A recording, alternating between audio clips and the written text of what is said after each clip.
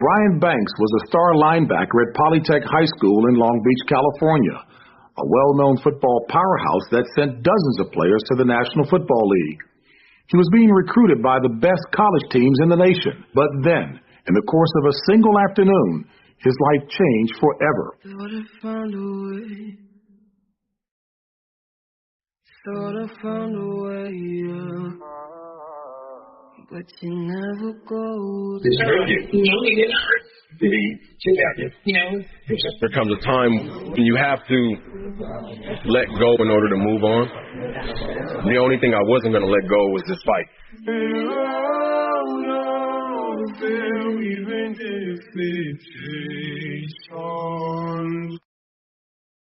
Shawn Oakman broke out at Baylor in 2014 with 11 sacks. In the Bears bowl game, a picture of Shawn Oakman on the Jumbotron went viral. He was projected to be a first-round pick, as high as first overall at the 2016 NFL Draft, but Oakman had a down 2015 season with 4.5 sacks. His draft stock fell throughout the year, and 2 weeks before the draft, Oakman was arrested for sexual assault. It completely derailed his NFL dream, and in 2019, Oakman was found not guilty. God is good. He continued to play, spending time playing indoor football before stints in the XFL and fan-controlled football. He signed with the Toronto Argonauts in the CFL in 2021 and was a CFL All-Star after recording 6 sacks. Oakman had 6 sacks again this season and on Sunday won the Grey Cup. Every year there is some sort of an accusation against an athlete. Recently, 2 footballers have been accused of harassment. Achraf Hakimi, a Moroccan player for PSG, is being investigated for allegedly raping a 24-year-old French woman. The incident is said to have occurred on January 16th in Paris, with the woman claiming that Hakimi ignored her protests and consummated the act despite her objections. Hakimi's lawyer denies the accusations, calling them totally false and suggesting an extortion attempt. PSG has expressed support for Hakimi, stating that they trust in justice. Hakimi's wife, actress Hiba Abouk, has removed photos of them together from Instagram amid rumors of a breakup. In a separate incident, Dani Alves has been sent to prison for allegedly sexually assaulting a young woman in a Barcelona nightclub on December 30th, 2022. The accusations against Achraf Hakimi have been compared to those against Dani Alves on the Spanish TV program Sálvame on Telecinco. Crime reporter David Alleman highlighted a key difference. While the woman involved in Hakimi's case has spoken to the police about the incident, she has not filed a formal complaint. This contrasts with the case of Dani Alves, where a complaint was filed. He specifically said, and I quote, "The main and most important difference is that the girl who goes to the police station tells the facts, but doesn't want to report it. I don't know why she doesn't want to report it. She is going to tell the facts, but she doesn't want to formalize a complaint. But if the young woman has not filed a complaint, why is Achraf accused? I mean, isn't it weird and indicative of nefarious intentions?" Alleman noted that in France, the public prosecutor's office can act ex officio, meaning they can initiate investigations without a formal complaint. Cases like these, however, remind me of the false accusations epidemic common in the football world. Not to be dramatic, but we know how some women have made careers out of this. For example, you might remember the case of Benjamin Mendy. After enduring years of court trials, former Manchester City defender Benjamin Mendy has been acquitted of rape and attempted rape accusations. Mendy was accused in October 2020 of raping a 24-year-old woman at his home in Cheshire and attempting to rape a 29-year-old woman who claimed that Mendy molested her twice in 2018. However, after denying both charges, Mendy was found not guilty by a jury of 6 men and 6 women at Chester Crown Court on Friday. This outcome adds Mendy to the list of footballers whose reputations have been tarnished by false rape allegations. Another case worth mentioning is that of Al Nassr and Portugal international Cristiano Ronaldo, who was accused of rape in 2010 by an American woman named Catherine Mayorga. Mayorga alleged that the 5-time Ballon d'Or winner raped her at a hotel in Las Vegas in 2009 and paid her $375,000 in 2019 to keep quiet. Ronaldo, on the other hand, denied the accusation. Fake news. You wanna promote by my name. It's normal. They want to be famous to say my name. Maintaining that although they had sex, it was consensual. In 2019, Paris Saint-Germain and Brazilian forward Neymar was accused of rape by a Brazilian model identified as Najila Trindade. Trindade claimed she flew from Brazil to France with the intention of meeting Neymar after they exchanged messages on Instagram. She alleged that the PSG star met her at a hotel drunk and forcefully had sex with her without her consent. However, the case was dismissed in court, and Neymar was cleared after police failed to find enough evidence to substantiate the accusation made by the Brazilian model. English-born professional footballer Callum Hudson-Odoi was arrested in 2020 on an accusation of sexual assault. However, he was cleared of the allegation a few months later after the Metropolitan Police ended their investigations. Taking to Twitter after his release, he wrote, "I have stayed silent and assisted the police fully throughout their inquiries, as I knew the day would soon come when my name would be cleared." There was also another famous one. In January 2022, Manchester United forward Mason Greenwood was arrested in connection with images and videos involving his girlfriend that surfaced online, leading to allegations of attempted rape and assault causing actual bodily harm. However, he was later cleared of the allegations after the Crown Prosecution Service dropped the charges due to the withdrawal of key witnesses. The underlying reason behind many sexual accusations against players is often attributed to their luxurious lifestyles, wealth, and fame.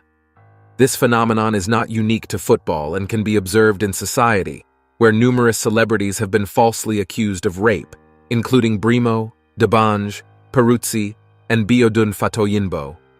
While these false allegations should not undermine the seriousness of rape and sexual harassment, they are malicious and should be discouraged. Celebrity status often attracts unwarranted attention, leading to situations where individuals, particularly women, may make false accusations for various reasons, such as financial gain or personal vendettas. Footballers in particular are susceptible to such allegations due to their perceived extravagant lifestyles and social activities. Players like Wakanda FC midfielder Alpha Marcus Sidi emphasize the importance of prevention, suggesting that footballers should be cautious about their social interactions, drinking habits, and choice of company to avoid such scandals. However, one may question whether footballers should be denied their social freedoms out of fear of being linked to scandals. Captain of Dawaki Rangers FC, Abuja, Idris Musa Adenoyi, stresses the damaging impact of scandals on players' reputations, careers, and personal lives, highlighting the need for caution.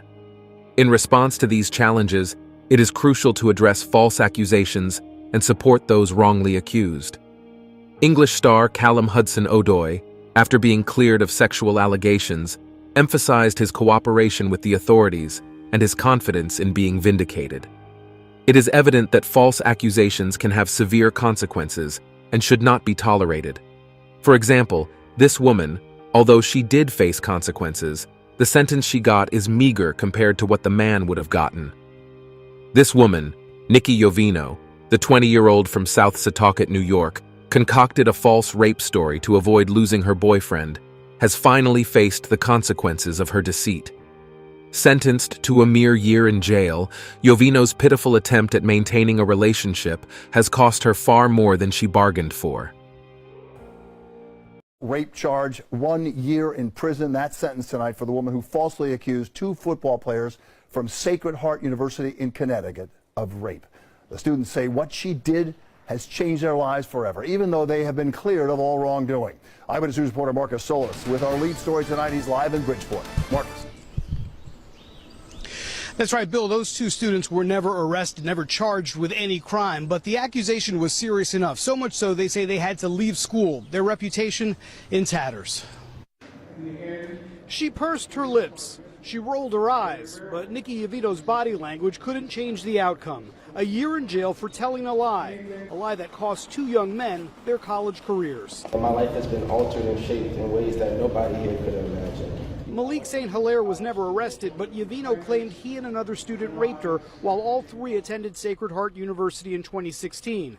Instead, it was the Long Island native who was charged when the police investigation revealed sexual activity had occurred but was consensual. Prosecutors say Yovino made up the rape claim because she didn't want to upset another student she was interested in. Her willingness to accept this plea deal reflects her accountability for what happened. But it wasn't that simple. At first, Yovino insisted she had been assaulted and rejected a plea deal. It was only during jury selection before trial that she changed her mind again and pleaded guilty. So I just hope that, she knows what she's done, and the fact that my life will never be the same. Like, I have anxiety, I have PTSD from this. It's bad enough that they were accused of such heinous behavior, though never arrested.